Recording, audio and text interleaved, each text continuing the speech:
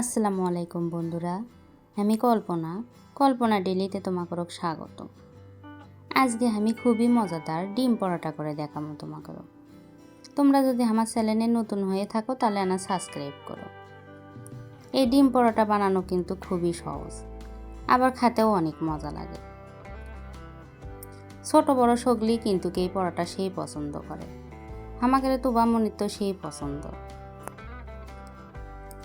চলো কেন করে আমি ডিম পরোটাগুলো বানাচ্ছি তোমাকে কেন দেখাই। তার জন্য করে আমি 2 বাটি আটা লিছি। আজকে আমি 2 পরোটা বানাবো তো সেই জন্য 2 বাটি আটা লিছি। এর মধ্যে এখন স্বাদ অনুযায়ী লবণ আর 2 চামচ তেল দিয়ে নেব। দিয়ে হাততে ভালো করে মেখে নেওয়া লাগবে যাতে তেলগুলো আটার সাথে মিশেল হয়ে যায়। দেখো ইনকে মোট প্যাকে দেখো আটাটা ভেঙে গেছে, তার মানে তেলের পরিমাণ কম হচ্ছে। আবার 1 চামচ তেল দিয়ে আবার ভালো করে মেখে নিন। এর মধ্যে এখন কুসুম গরম পানি দিয়ে একটা ডো করে নেব। এই পরোটার জন্য কিন্তু কুসুম গরম পানি দিয়ে ডো করলেই বেশি ভালো হয়।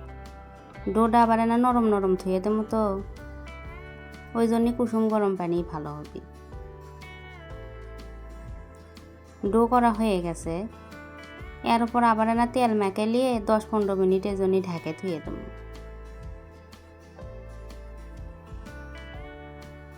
এখন আমি 2 ডিম ভেঙে নিচ্ছি।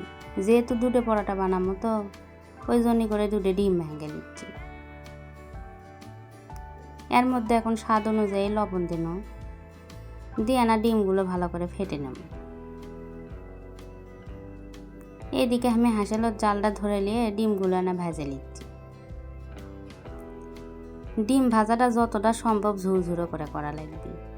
যত ঝুরঝুরো ডিম ভাজা হবে পরোটা খেতে ততই ভালো লাগে। এদিকে দেখো 15 মিনিট পরে ডোটা কতটা নরম হয়ে গেছে। এই পরোটা করার জন্য কিন্তু কিংকে করে নরম করে ডো করা লাগবে। এখন ডোটা আমি 2 ভাগ করে নিন। এখন একটা পিড়ে বেলুন নিয়ে মোটা করে একটা রুটি বানিয়ে নেব।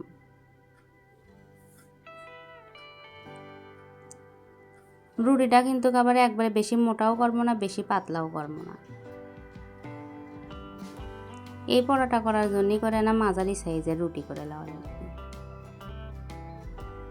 দেখো কেন করে আমি রুটিটা বেলে নিছি। এর মধ্যে এখন একটার পরিমাণ ডিম ভাজা আমি দিয়ে দেব। একটা পরোটার জন্য করে একটা ডিম ভাজাই হয়ে যায়। এখন হাত দিয়ে করে মুড়ে মুড়ে করে নেওয়া লাগবে।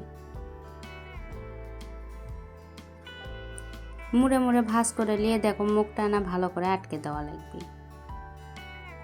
মুখটা ভালো করে না আটকালে আবার ডিমগুলো কিন্তু বের হয়ে আসবে।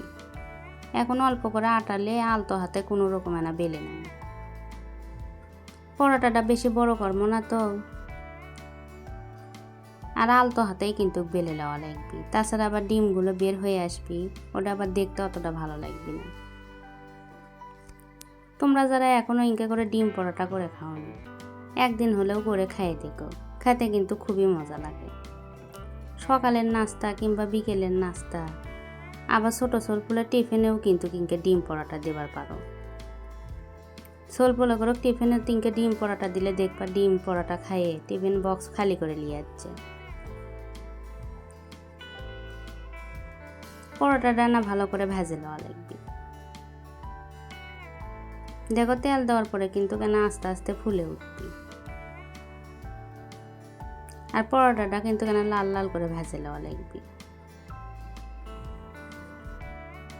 দেখতে কত সুন্দর লাগছে, খেতেও কিন্তু খুবই মজা লাগে।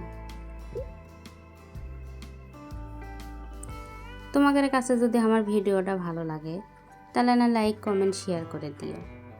আজকের রান্না এই পর্যন্তই। দেখা হবে আবার নতুন কোনো রান্ধন নিয়ে। সে পর্যন্ত সবাই ভালো থাকো। আল্লাহ হাফেজ।